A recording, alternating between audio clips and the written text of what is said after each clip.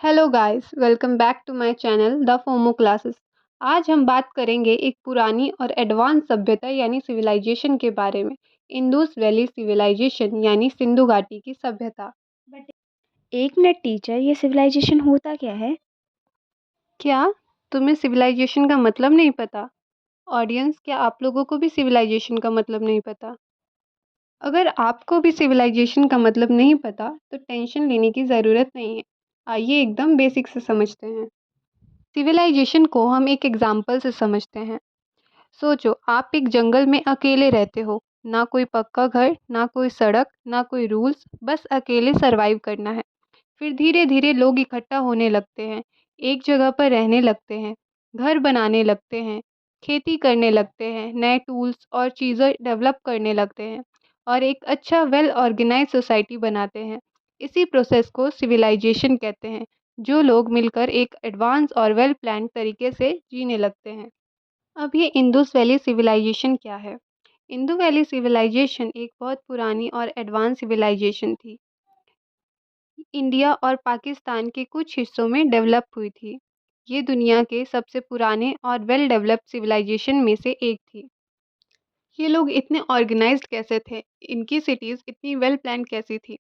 और सबसे बड़ा सवाल, ये सिविलाइजेशन ख़त्म क्यों हो गई? चलिए पता लगाते हैं। इंडस वैली सिविलाइजेशन, जिसे हड़प्पन सिविलाइजेशन भी कहा जाता है, 3300 बीसीई से 1300 बीसीई तक थी। ये सिविलाइजेशन पाकिस्तान, इंडिया और अफगानिस्तान के कुछ हिस्सों में फैली हुई थी। दुनिया की सबसे बड़ी और सबसे एडवांस सिविलाइजेशन में से एक थी, जैसे इजिप्ट और मेसोपोटामिया की सिविलाइजेशन। यह सिविलाइजेशन सिंधु नदी के पास डेवलप हुई थी। अगर प्रेजेंट डे में देखा जाए तो यह सभ्यता आज के Pakistan, north west India and Afghanistan में फैली हुई थी। 1920s में आर्कियोलॉजिस्ट ने दो एंशियंट सिटीज़ खोजी, हड़प्पा और मोहनजोदाड़ो। ये सिटीज़ बहुत वेल प्लान थी। सीधी सड़कें, ड्रेनेज सिस्टम और पक्की ईंटों के घर बने थे। इतना अच्छा टाउन प्लानिंग तो आज भी कई जगह नहीं मिलता। 1924 में जॉन मार्शल, जो आर्कियोलॉजिकल सर्वे ऑफ इंडिया के डायरेक्टर थे, उन्होंने ऑफिशियली इंडस वैली सिविलाइजेशन की डिस्कवरी अनाउंस की। पर 1900 बीसीई के बाद ये सिविलाइजेशन धीरे धीरे गई कहाँ? हिस्टोरियंस के पास कुछ थ्योरीज हैं, जैसे कि क्लाइमेट चेंज थ्योरी। इसमें यह माना जाता है कि सूखा पड़ने के कारण नदी सूख गई और वहाँ पर रहने वाले लोग विस्थापित हो गए। फ्लड या अर्थक्वेक थ्योरी, अचानक तबाही आई हो सकती है, बाहर के लोगों ने इनके ऊपर अटैक किया हो सकता है, जिसे इन्वेजन थ्योरी कहा जाता है। पर असली वजह आज तक एक मिस्ट्री है। इंडस वैली सिविलाइजेशन इतनी एडवांस थी, पर उसका अंत आज भी एक राज है। आपको क्या लगता है, ये सभ्यता कैसे खत्म हुई? अपने थॉट्स कमेंट में ज़रूर लिखिए। इंडस वैली सिविलाइजेशन एक दिन में नहीं बनी। इसका विकास 4 स्टेजों में हुआ है। प्री हड़प्पन फेज, जो कि 3300 बीसीई से पहले थी। इसका शुरुआत हुई ईस्टर्न बलूचिस्तान से, जहां मेहरगढ़ नाम की जगह पे नोमाड्स ने बसना शुरू किया। पहले ये शिकारी थे, पर धीरे धीरे कृषि एग्रीकल्चर करने लगे। सेकंड है अर्ली हड़प्पन फेज। इस फेज को हाकड़ा फेज भी कहते हैं, जो घाघर हाकड़ा रिवर वैली में था। लोग अब बड़े सामुदायिक गांव में रहने लगे। अर्बनाइजेशन की शुरुआत यहीं से हुई है और आमरी और कोट दीजी जैसे शहर उभरने लगे थे। अब बात करते हैं थर्ड फेज यानी मैच्योर हड़प्पन फेज। ये था हड़प्पन सिविलाइजेशन का गोल्डन पीरियड। इस टाइम पे हड़प्पा, मोहनजोदड़ो और कालीबंगा जैसे बड़े शहर बने। सीधी सड़कें और ड्रेनेज सिस्टम, पक्की ईंटों के घर, व्यापार और लिखित स्क्रिप्ट का विकास। एक ऑर्गेनाइज्ड एंड एडवांस सिविलाइजेशन का जन्म हुआ। अब बात करते हैं आखिरी फेज की, लेट हड़प्पन फेज। पर अब सिविलाइजेशन धीरे धीरे गिरने लगी। इस फेज में लोथल एक महत्वपूर्ण व्यापार केंद्र बना, जिसमें एक बड़ा हार्बर और फ्लड प्रोटेक्शन वॉल थी। लेकिन धीरे धीरे लोग शहर छोड़ने लगे और एक सशक्त सिविलाइजेशन धीरे धीरे समाप्ति की ओर बढ़ गई। अब हम इंडस वैली सिविलाइजेशन के टाइमलाइन के बारे में बात कर लेते हैं कि किस टाइम पर क्या हुआ था, कब बनी थी इंडस वैली सिविलाइजेशन। ये सवाल 100 सालों से आर्कियोलॉजिस्ट के बीच एक डिबेट का विषय रहा है। 1931 सर जॉन मार्शल ने कहा कि मोहनजोदड़ो का निर्माण 3250 टू 2750 बीसीई के बीच में हुआ था। 1956 में फेयर सर्विस ने रेडियो कार्बन डेटिंग का यूज़ करके टाइमलाइन 2000 टू 1500 बीसीई तक बदली। 1964 में डीपी अग्रवाल ने टाइमलाइन 2300 से 1750 बीसीई तक सजेस्ट की। नई डिस्कवरीज के साथ ये डेट्स अपडेट होती रहती है और हो सकता है फ्यूचर में और नए सबूत मिले। हमें कुछ जगह पर इंडस वैली सिविलाइजेशन पाए जाने के सबूत मिले। इन जगह को हम important site of Indus valley civilisation कहते हैं, जिसमें हड़प्पा, बनावली, कालीबंगा, राखीगढ़ी, मोहनजोदड़ो, चुन्होदड़ो, आलमगीरपुर, धोलावीरा, लोथल आते हैं। अब इनके बारे में हम आगे डिटेल से पढ़ते हैं। पहले हम बात करते हैं हड़प्पा की, जो 1921 में डिस्कवर की गई थी। मार्शल, सयाराम साहनी और माधव स्वरूप वत्स के द्वारा की गई थी। हड़प्पा मोंटोगोमेरी डिस्ट्रिक्ट, पंजाब में रावी रिवर के किनारे है। हड़प्पा की खास बात ये थी कि यहाँ पे ग्रेनरीज, बुलॉक कार्ट्स और सैंडस्टोन ह्यूमन एनाटॉमी स्कल्पचर मिले थे। हड़प्पा की अर्बन प्लानिंग और कल्चर काफ़ी एडवांस था। अब बात करते हैं मोहनजोदड़ो की। अगला साइट है मोहनजोदड़ो, जो 1922 में आर डी बनर्जी, EJH मैके और मार्शल के द्वारा डिस्कवर किया गया था। मोहनजोदड़ो लड़काना डिस्ट्रिक्ट, पंजाब में इंडस रिवर के किनारे है। मोहनजोदड़ो की खासियत थी great bath, mound of dead और famous bronze dancing girl statue. यहाँ पे अर्ली कॉटन कल्टीवेशन और एडवांस एग्रीकल्चर का भी एविडेंस मिलता है। अगला साइट है सुतका केंदोर, जो 1929 में स्टीन के द्वारा डिस्कवर किया गया था, जो पाकिस्तान के साउदर्न बलूचिस्तान प्रोविंस में दास्त रिवर के पास है। ये एक इम्पॉर्टेंट ट्रेडिंग पोस्ट है जो हड़प्पा और बेबीलोन के कनेक्ट करता है चनहुद्र, जो 1931 में NG मजूमदार के द्वारा डिस्कवर किया गया था। ये सिंध इंदुस रिवर के किनारे है। चनहुदड़ो में एक बीड मेकिंग शॉप मिलती है और यहाँ एक इंटरेस्टिंग फुटप्रिंट भी मिला। एक डॉग कैट को चेस कर रहा था। अब हम बात करते हैं आमरी की। 1935 में NG मजूमदार के द्वारा डिस्कवर की गई थी। ये इंदुस रिवर के बैंक पर थी, यानी इंदुस रिवर के किनारे पे थी। आमरी से एंटीलोप के एविडेंस मिले, जो ये दिखाता है कि वाइल्ड लाइफ और रिसोर्सेज का यूज कैसे किया जाता है। एंटीलोप सींगों तथा लंबी पतली टांगों वाला अफ्रीकी जानवर जो तेज दौड़ सकता है, जिसे बारहसिंगा कहते हैं।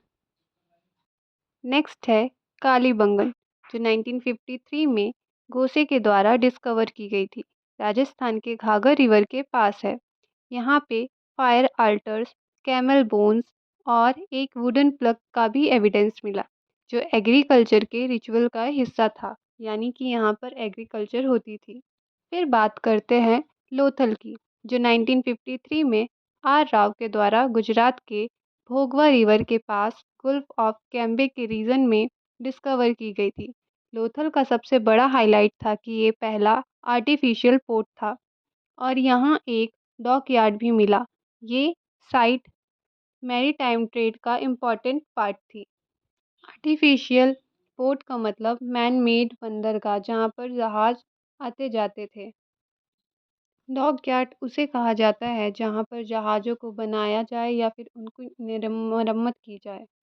मैरीटाइम ट्रेड का मतलब है समुद्री व्यापार, यानी व्यापार जो समुद्र के द्वारा होते हैं। नेक्स्ट साइट है सुरकोतदा, जो 1964 में JP जोशी के द्वारा गुजरात में डिस्कवर की गई थी। ये साइट हॉर्स लाइक स्केलेटन और बीट्स के लिए फेमस है। ये साइट डोमेस्टिकेटेड एनिमल्स और उनके डेली लाइफ को समझाने में मदद करती है। अब बात करते हैं बनावली की, जो 1974 में RS बिष्ट के द्वारा हिसार, हरियाणा में डिस्कवर की गई थी। यहाँ बार्ले के एविडेंस मिलते हैं। बीट्स और प्री हड़प्पन और हड़प्पन कल्चर का मिक्स मिलता है। लास्टली हम बात करते हैं धोलावीरा की, जो 1985 में आर.एस. बिष्ट के द्वारा गुजरात के रन ऑफ कच्छ में डिस्कवर की गई थी। धोलावीरा का सबसे बड़ा फीचर था उसका वाटर कलेक्शन सिस्टम और रिजर्वायर्स, जहाँ पर वाटर को संरक्षण किया जाता है, जो ये दिखाता है कि टाइम पे वाटर मैनेजमेंट कितना इम्पोर्टेंट था। ये साइट्स बस एक छोटा-सा हिस्सा है जो हमारे लिए इंडस वैली सिविलाइजेशन की अमेजिंग हिस्ट्री को समझाने में मदद करता है। इनकी एडवांस्ड अर्बन प्लानिंग से लेके मैरीटाइम ट्रेड तक ये सिविलाइजेशन हर एंगल से रिमार्केबल थी। अब बात करते हैं इंडस वैली सिविलाइजेशन के टाउन प्लानिंग के बारे में, जो अपने टाइम के सबसे एडवांस और वेल ऑर्गेनाइज्ड प्लानिंग थी। आज हम देखेंगे कैसे हड़प्पा और मोहनजोदड़ो के शहरों को प्लान किया गया था। हड़प्पा और मोहनजोदड़ो दोनों शहर वेल प्लान्ड थे, जो ग्रिड पैटर्न में बनाए गए थे। हर शहर में गलियां और घर एकदम ऑर्गेनाइज तरीके से बनाए गए थे। हर सिटी में एक हाई एरिया होता था जहां रूलर्स या इम्पोर्टेंट लोग रहते थे।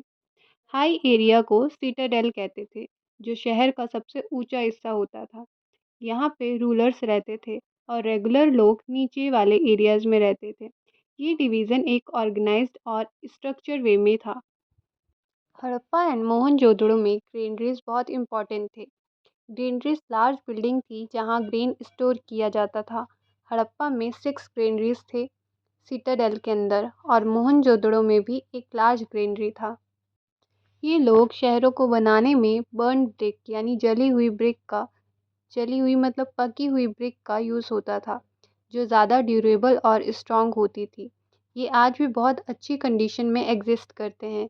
ये इजिप्ट के ड्राई ब्रिक से काफ़ी अलग और बेहतर थे। मोहनजोदड़ो में एक अमेजिंग ड्रेनिंग सिस्टम था। हर गली में ड्रेनेज पाइप थी, जो पानी को इफ़िशिएंटली मैनेज करते थे। इससे शहर क्लीन और साफ रहता था। ग्रेट बाथ मोहनजोदड़ो का एक और सिग्निफिकेंट फीचर था। ये एक पब्लिक पूल था जिसमें लोग नहाते थे। इस बाथ में स्टेप्स, ड्रेसिंग रूम्स और स्टेप्स मीन सीढ़ियाँ, ड्रेसिंग रूम्स और पक्की ईंटों का फ्लोर बना हुआ था। वाटर एक लार्ज वेल से लाया जाता था, यानी कुएं से। हर घर में एक कोर्टयार्ड और बाथरूम भी होता था। कोर्टयार्ड मतलब आंगन। ये बताता है कि हड़प्पन अपनी पर्सनल स्पेस और क्लीनलीनेस को कितना इम्पोर्टेंट देते थे। कालीबंगन जैसे कुछ साइट में तो हर घर में अपना कुआं भी था, जिससे उन्हें पानी आसानी से मिल जाता था। धोलावीरा और लोथल जैसे कुछ हड़प्पन साइट्स में फोर्टिफिकेशन भी थी, यानी शहर के आसपास दीवारें थी जो उन्हें अटैकर से प्रोटेक्ट करती थी। तो दोस्तों, ये था एक ओवरव्यू इंडस वैली सिविलाइजेशन के टाउन प्लानिंग का, जो अपने समय के बहुत एडवांस था। उनकी ऑर्गेनाइज सिटीज़ और मॉडर्न इंफ्रास्ट्रक्चर हमारे लिए एक इंस्पिरेशन है। हड़प्पन्स ने ट्रेड को काफ़ी वैल्यू दिया था। उन्होंने अपने ट्रेड को ऑर्गेनाइज करने के लिए सील्स, राइटिंग सिस्टम और स्टैंडर्डाइज वेट का यूज़ किया था। हड़प्पन ने अपनी सील का यूज़ किया था ताकि वो अपने गुड्स को मार्क कर सके। इसके अलावा उनका राइटिंग सिस्टम था जो ट्रेड ट्रांजैक्शन को रिकॉर्ड करता था। हड़प्पन्स ने कॉइन का यूज़ नहीं किया, उन्होंने बार्टर सिस्टम का यूज़ किया, मतलब एक चीज़ के बदले दूसरी चीज़। जैसे अगर किसी को चांदी चाहिए तो वो अपनी जो चीज़ थी उसके बदले में चांदी ले सकता था। हड़प्पन्स ने अरेबियन सी के सोर्स यानी समुद्र तट के थ्रू ट्रेड किया। उन्होंने अफ़गानिस्तान में एक ट्रेडिंग पोस्ट भी बनाया था, जिससे वो सेंट्रल एशिया के साथ ट्रेड कर पाए। एक और इम्पॉर्टेंट चीज़ थी लापिस लाजुली का ट्रेड। ये एक प्रीशियस स्टोन था जो रूलर्स के लिए यूज़ होता था, और इससे उनका स्टेटस भी बढ़ता था। अब हम हड़प्पन के एग्रीकल्चर और एनिमल हस्बेंड्री के बारे में बात करते हैं।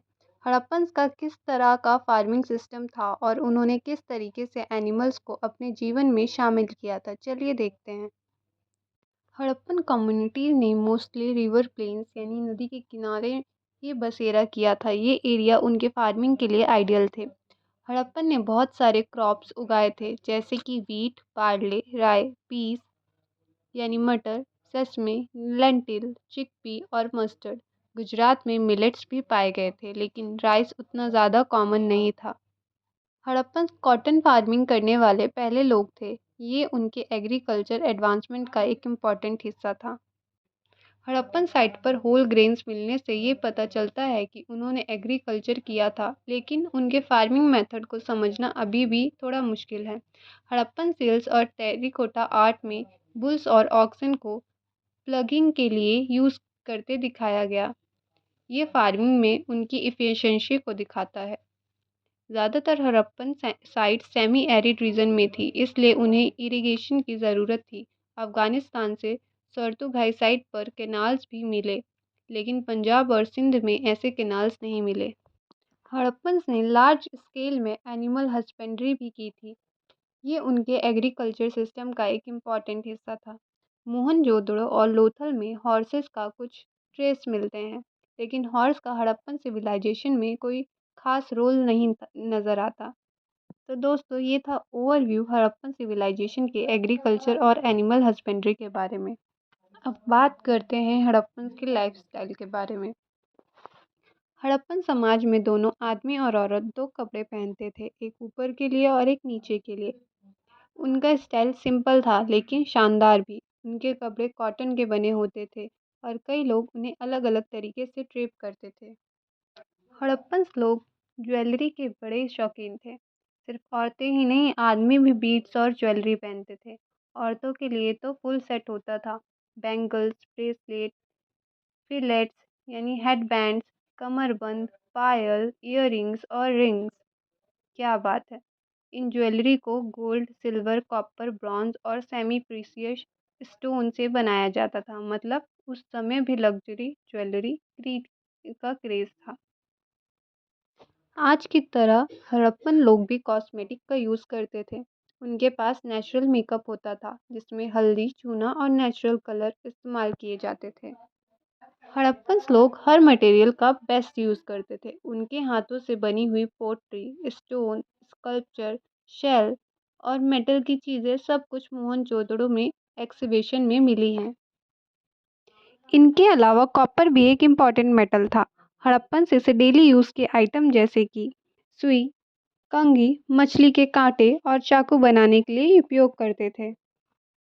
भाई साहब, हड़प्पन लोग सिर्फ काम ही नहीं, मस्ती भी करते थे। फिशिंग, बुल फाइटिंग और हंटिंग इनके फेवरेट टाइम पास थे। अब बात करते हैं सिक्योरिटी की। हड़प्पन के पास कुल्हाड़ी, भाले, खंजर, धनुष और तीर होते थे, जो कि मोस्टली कॉपर और ब्रोंज से बने होते थे। ये लोग शांति प्रिय थे, लेकिन ज़रूरत पड़ने पर तैयार भी रहते थे। आपको पता है कि हड़प्पन सिविलाइजेशन दुनिया की सबसे मिस्टीरियस सिविलाइजेशन में से एक है। आज हम देखेंगे कि इंडस स्क्रिप्ट को स्कॉलर अब तक क्यों नहीं समझ पाए और हड़प्पन गवर्नमेंट का सिस्टम इतना अनोखा क्यों था। चलिए शुरू करते हैं। सोच के देखो, हड़प्पन सिविलाइजेशन के लोग लिखते तो थे, लेकिन आज तक उनका लिखा हुआ कुछ कोई भी इंसान नहीं पढ़ पाया। स्कॉलर्स ने इंडस स्क्रिप्ट के कुछ पैटर्न समझने की कोशिश की है, लेकिन कोई क्लियर मीनिंग नहीं मिला। ये स्क्रिप्ट मोस्टली छोटी इंस्क्रिप्शन या सिंबल की फॉर्म में मिलती हैं, जो ज़्यादातर सील्स या पॉटरी में मिली हैं। क्या ये एक लैंग्वेज थी? क्या ये सिर्फ सिंबल्स थे? ये मिस्ट्री आज भी अनसॉल्व्ड है। दुनिया की हर सिविलाइजेशन में एक लीडर या किंग होता था, लेकिन हड़प्पन का सिस्टम अलग था। आपको जान के हैरानी होगी कि अब तक हड़प्पन सिविलाइजेशन में कोई बड़े मंदिर या पैलेस नहीं मिले। ये दिखता है कि वहाँ के प्रीस्ट या किंग के पास पावर नहीं थी। कई स्कॉलर्स ये मानते थे कि वहाँ के रूलर्स प्रीस्ट या राजा नहीं, बल्कि मर्चेंट हो सकते हैं। क्योंकि हड़प्पन सिविलाइजेशन एक ट्रेड बेस्ड इकोनॉमी थी, तो ये पॉसिबल है कि जो व्यापारी थे वही सिस्टम को चलाते होंगे। ये थी हड़प्पन सिविलाइजेशन की गवर्नेंस और इंडस स्क्रिप्ट की एक छोटी सी झलक। क्या आपको लगता है कि कभी हम इंडस स्क्रिप्ट को समझ पाएंगे? यह हड़प्पन का सिस्टम दुनिया का पहला डेमोक्रेसी टाइप मॉडल था? कमेंट करके ज़रूर बताएं। क्या आपको पता है कि 4000 साल पहले हड़प्पन लोग कैसे स्किल्ड थे क्राफ्ट में? आज हम देखेंगे कि हड़प्पन्स कौन से मटेरियल यूज़ करते थे और कैसे उनकी क्राफ्टमैनशिप दुनिया भर में फेमस थी। चलिए शुरू करते हैं। हड़प्पन्स ब्रॉन्ज बनाने और उसे यूज़ करने में एक्सपर्ट थे। ब्रॉन्ज एक स्ट्रॉन्ग मेटल है जो कॉपर और टिन को मिक्स करके बनता है। उन्होंने इससे टूल्स, वेपन और भी आर्टिस्टिक ऑब्जेक्ट बनाने के लिए यूज़ किया। मतलब उनके पास मेटलर्जी का भी काफ़ी नॉलेज था। अब सवाल उठता है, ये इतना सारा मेटल लाए कहाँ से?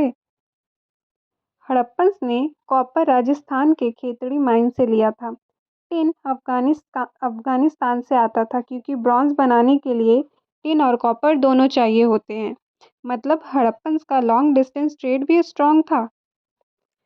अगर आप मोहनजोदड़ो या हड़प्पा देखें तो एक चीज़ कॉमन मिलेगी, पक्की ईंट से बनी बिल्डिंग।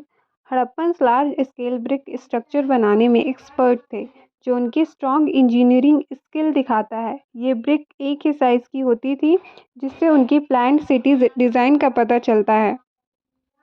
हड़प्पन सोसाइटी में डिवीज़न ऑफ लेबर था, मतलब अलग अलग लोग अलग स्किल में एक्सपर्ट थे। जैसे कि स्टोन वर्क एक्सपर्ट, कुछ क्राफ्टमैन स्टोन कार्विंग में एक्सपर्ट थे, मतलब कि पत्थरों की मूर्ति बनाने में या फिर पत्थरों से कुछ भी क्राफ्ट बनाने में।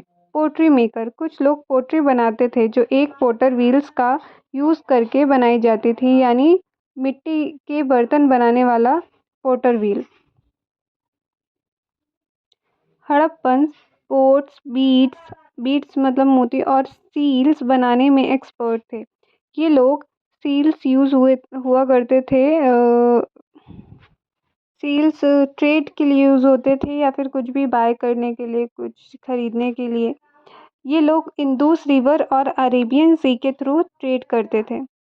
बीट्स, हड़प्पन बीट्स बहुत ही फाइन और स्टाइलिश होते थे, जो ट्रेड में काफ़ी डिमांड में होते थे। सील्स, हड़प्पन सील्स पर स्पेशल इंग्रेविंग होते थे, मतलब डिज़ाइन होती थी जो शायद आइडेंटिफिकेशन या ट्रेड के लिए यूज़ होती थे।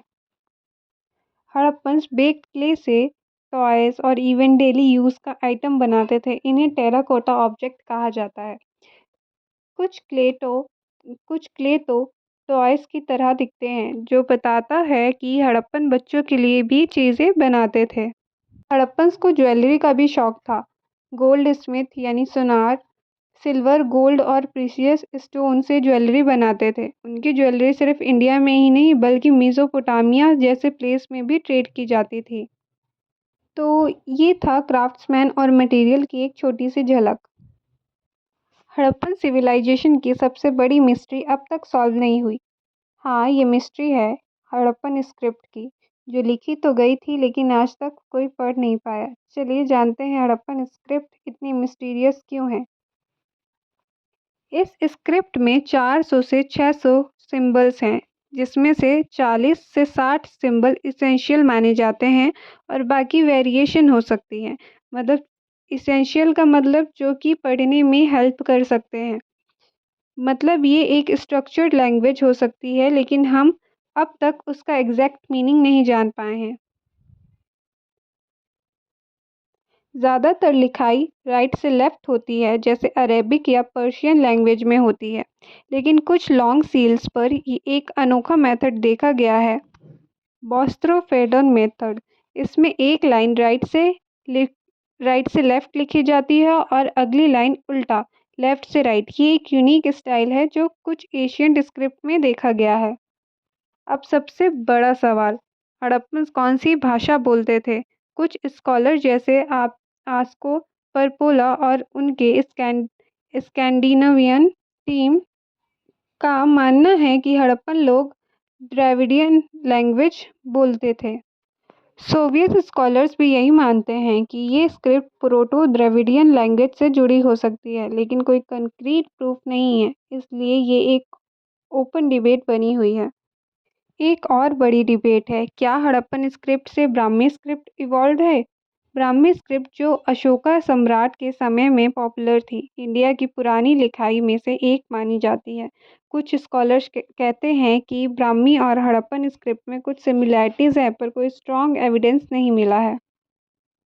अगर हम इस स्क्रिप्ट को पढ़ लें तो शायद हम हड़प्पन सिविलाइजेशन की लैंग्वेज, ट्रेड और उनकी सोच समझने में मदद मिले। क्या पशुपति महादेव ही शिवजी हैं?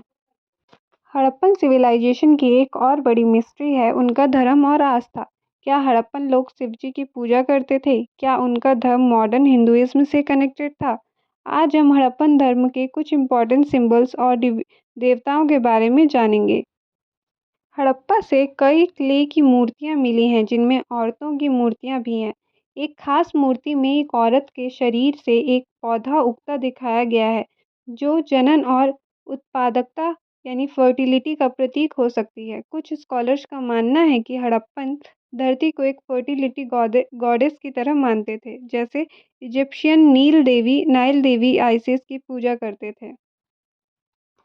पशुपति महादेव, क्या ये शिवजी का एक पुराना रूप है? एक साल में एक पुरुष देवता दिखाए गए हैं जो योगी पोस्चर में बैठे हैं। साल नहीं, सॉरी, एक सील में एक पुरुष देवता दिखाए गए हैं जो योगी पोस्चर में बैठे हैं। उनके आसपास एलिफेंट, टाइगर, राइनोसोरस और बफेलो दिखते हैं और उनके पैर के पास दो हिरन हैं। इन देवताओं को स्कॉलर्स ने पशुपति महादेव नाम दिया है। क्या ये शिवजी का पुराना रूप हो सकता है? यह एक बड़ा सवाल है। शिवजी का एक रूप पशुपति भी माना जाता है जो जानवरों के स्वामी हैं। तो क्या हड़प्पन सिविलाइजेशन में शिव भक्ति शुरू हो चुकी थी?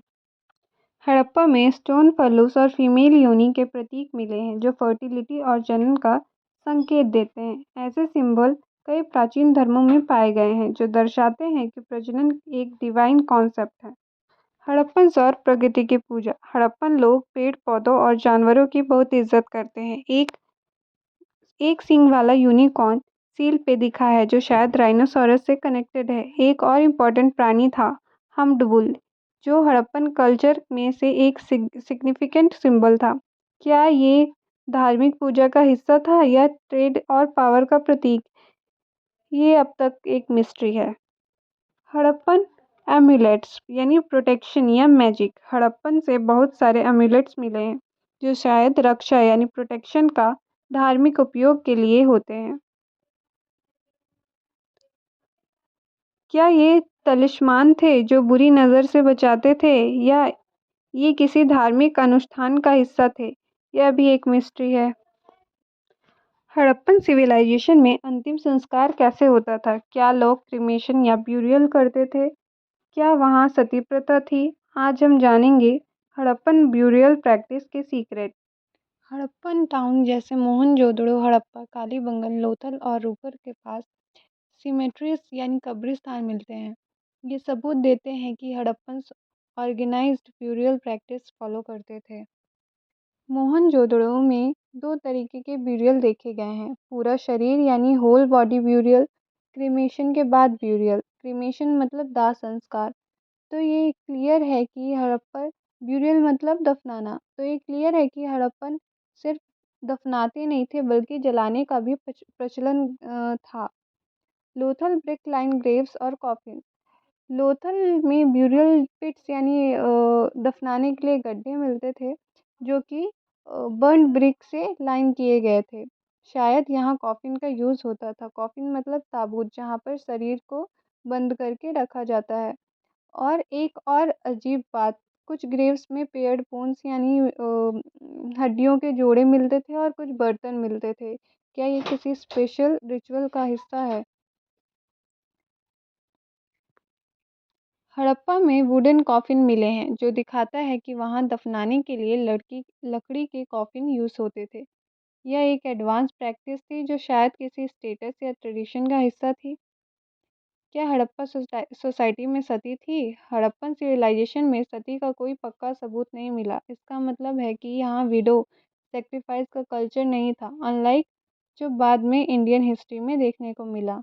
तो दोस्तों, हड़प्पन क्रिमेशन और ब्यूरियल दोनों करते थे। क्रिमेशन मतलब जलाना, दाह संस्कार, ब्यूरियल मतलब दफनाना। और उनकी ब्यूरियल प्रैक्टिस काफ़ी यूनिक थी। हड़प्पन सिविलाइजेशन 2500 बीसीई में शुरू हुई थी और 1900 बीसीई तक अपनी पीक पर थी, लेकिन 1700 बीसीई के आसपास ये तेजी से गिरावट देखने लगी और धीरे धीरे सब कुछ खत्म हो गया। लेकिन इसका एग्जैक्ट रीज़न अब तक एक मिस्ट्री है। नेचुरल डिजास्टर या प्राकृतिक तबाही? एक थ्योरी कहती है कि हड़प्पन सिविलाइजेशन बाढ़ यानी फ्लड और भूकंप यानी अर्थक्वेक की वजह से खत्म हो गई। कुछ हिस्टोरियन मानते हैं कि सरस्वती और इंदुस नदियों का सूखा पड़ना भी एक रीज़न हो सकता है। ज़मीन में फर्टिलिटी लूज़ करने लगी थी, जिससे एग्रीकल्चर वीक हो गया। यह भी एक रीज़न हो सकता है। अगर लोगों के पास खाने का सोर्स ही नहीं हो, तो सिविलाइजेशन का बचे रहना मुश्किल हो जाता है। आर्यन इन्वेजन, क्या आर्यन ने हड़प्पा को बर्बाद कर दिया? कुछ स्कॉलर्स का मानना है कि आर्यंस का आक्रमण हड़प्पन सिविलाइजेशन के डिक्लाइन का एक बड़ा रीज़न हो सकता है। ऋग्वेदा में फोर्ट्स तोड़ने का जिक्र मिलता है, जो ये दिखाता है कि हड़प्पन्स और आर्यंस के बीच कॉन्फ्लिक्ट हो सकता है। मोहनजोदड़ो में एक वियर्ड डिस्कवरी हुई। वहाँ कई ह्यूमन स्केलेटल एक जगह मिले हैं, जो किसी अटैक का प्रूफ हो सकता है। आर्यंस के पास तेज घोड़े और एडवांस हथियार थे, जो उन्हें हड़प्पन पर फायदा दे सकते थे। लेकिन सब हिस्टोरियंस एग्री नहीं करते कि हड़प्पन एकदम से तबाह हो गया। कई एक्सपर्ट मानते हैं कि ये स्लोली डिक्लाइन हुआ, जिसमें ट्रेड कोलैप्स कर गए, एनवायरमेंटल चेंजेस और पॉपुलेशन शिफ्ट जैसी प्रॉब्लम आई। धीरे धीरे लोग अपनी बस्तियां छोड़कर नए एरियाज में शिफ्ट हो गए। तो दोस्तों, क्या आप लोगों को लगता है हड़प्पा नेचुरल डिज़ास्टर की वजह से ख़त्म हुआ, या आर्यंस के अटैक ने इसे मिटा दिया, या फिर कोई और रीज़न हो सकता है? कमेंट करके बताइए। और अगर वीडियो पसंद आई हो तो लाइक, शेयर और सब्सक्राइब करना ना भूलें। मिलते हैं नेक्स्ट वीडियो में। Keep exploring, keep learning.